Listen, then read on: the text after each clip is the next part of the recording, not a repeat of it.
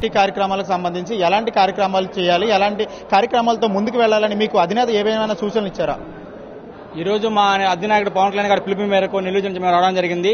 ఈ రోజు మా అన్నయ్య మాకు పార్టీ బలోపేతం గురించి అలాగే కార్యకర్తల ఎంపిక గురించి దిశానిర్దేశం చేయడం జరిగింది. మీరు అడిగినట్టు అన్నయ్య ఒకటే మాట చెప్పింది, మీరు ప్రజల్లోకి చాలా వేగంగా చొచ్చుకుని పోండి, ముఖ్యంగా నా వెనకున్నంత యువత బలమే వల్ల జనసేన పార్టీని నడుం బిగించాలి. ఖచ్చితంగా యువత యొక్క ప్రోద్బలంతో జనసేన పార్టీ రానున్న రోజుల్లో ముందుండాలని కోరుకుంటున్నాను. అదేవిధంగా ఎక్కువ యువతనే తీసుకోండి, అలాగే మహిళలను కూడా మీరు మెజార్టీ బలం తీసుకెళ్లి కార్యక్రమాలు చేపట్టండి. అదేవిధంగా సేవా కార్యక్రమాలతో వెళ్ళండి. అదేవిధంగా ప్రజా సమస్యల మీద, ప్రజా పోరాటాల మీద, రైతు సమస్యల మీద, అలాగే విద్యార్థులు ప్రతి ఒక్క సమస్యని మీరు తీసుకోనండి. మీ జిల్లాకు వచ్చినప్పుడు నేను ప్రతి సమస్య చెప్తాను. మేము ఈరోజు కొన్ని సమస్యలు చెప్తే ఆయన మాకు చెప్తున్నాడు ఈ సమస్యలు నాకు రావడం జరిగింది.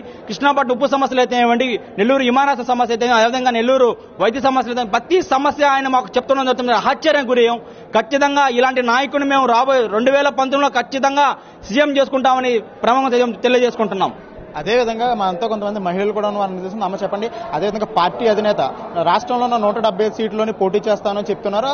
దానికి సంబంధించి యువతకి అదేవిధంగా మహిళలకు కూడా మంచి ప్రాధాన్యత కల్పిస్తున్నారు. మహిళలకి రాజకీయ ప్రాధాన్యత కల్పించడంలో మీరు ఏ విధంగా చూస్తున్నారు?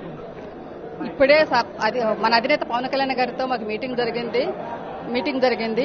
సార్ ఒకటే చెప్పారు, 175 సీట్లు తన సొంతంగా పోటీ చేస్తానని, ఎవరితో పొత్తులుండవని, మహిళలకు యువతకు అధిక ప్రాధాన్యత ఇస్తామని సార్ చెప్పడం జరిగింది.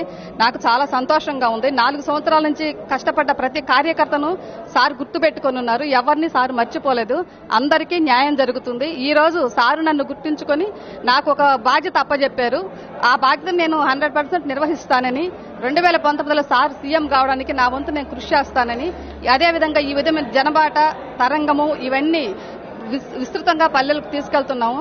స్పందన బాగుంది. ప్రతి ఒక్కరు మేము వెళ్లి గ్లాస్ ఇట్ట పెట్టంగానే మీది టీ గ్లాస్ గుర్తమ్మా మాకు తెలుసమ్మా అంటున్నారు. చాలా సంతోషంగా ఉంది. 2019లో పవన్ కళ్యాణ్ గారు సీఎం అవుతారని నేను గట్టిగా చెప్తున్నాను. జై జనసేన, జై హింద్. చెప్పండమ్మా, అభిమానులకు ఏ విధమైన సూచన ఇచ్చారు పవన్ కళ్యాణ్? మీ పార్టీ అధినేత పవన్ కళ్యాణ్ గారు ఏ విధమైన సూచన ఇచ్చారు? ఎలా ముందుకు వెళ్ళమన్నారు? ఈ రోజైతే మాకు చాలా సంతోషంగా ఉంది.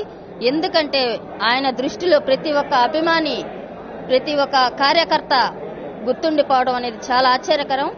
ఈ రోజు ఆ గుర్తింపుకి ప్రతిఫలంగా కొన్ని బాధ్యతలు అప్పగించడం జరిగింది. ఆ బాధ్యతలని మా నెల్లూరు జిల్లా వాళ్ళందరూ సక్రమంగా నిర్వహిస్తామని చెప్పడం జరిగింది. ఇదే కాకుండా మేము జనబాట కార్యక్రమంలో కానీ, మన సిద్ధాంతాల మేనిఫెస్టోని తీసుకోపోవడం, క్యాలెండర్ ఆవిష్కరణ కానీ, జనబాట కార్యక్రమం ఇటువంటి ఎన్ని చేసినా గానీ మేమంటూ మార్పు కోరుతున్నామని ప్రతి ఒక్కరూ హర్షం వ్యక్తం చేయడం జరుగుతుంది. మన సిద్ధాంతాలని, మేనిఫెస్టోని వాళ్ళకి మేము విశదీకరించి చెప్పడంలో వాళ్ళు అనేది ఏంటంటే, ఇన్ని మంచి అంశాలు పెట్టడం, మెయిన్ చట్టసభల్లో మహిళలకి 33% అనేది పెట్టడం అనేది చాలా ఆయన మంచి ఉద్దేశము. ఆయన ఆలోచన విధానాన్ని మేము గౌరవిస్తున్నాం. ఈసారి అయితే మేము కొత్త మార్పుకి పవన్ కళ్యాణ్ గారినే మేము గెలిపించుకుంటామని చాలా మంది చెప్పడం జరుగుతుంది. అందుకని మా బాధ్యతగా మేము కూడా 2019 నాటికి పవన్ కళ్యాణ్ గారిని సీఎం చేసుకోవాలని గట్టి దృఢ నిశ్చయంతో ఉన్నాము. జై జనసేన.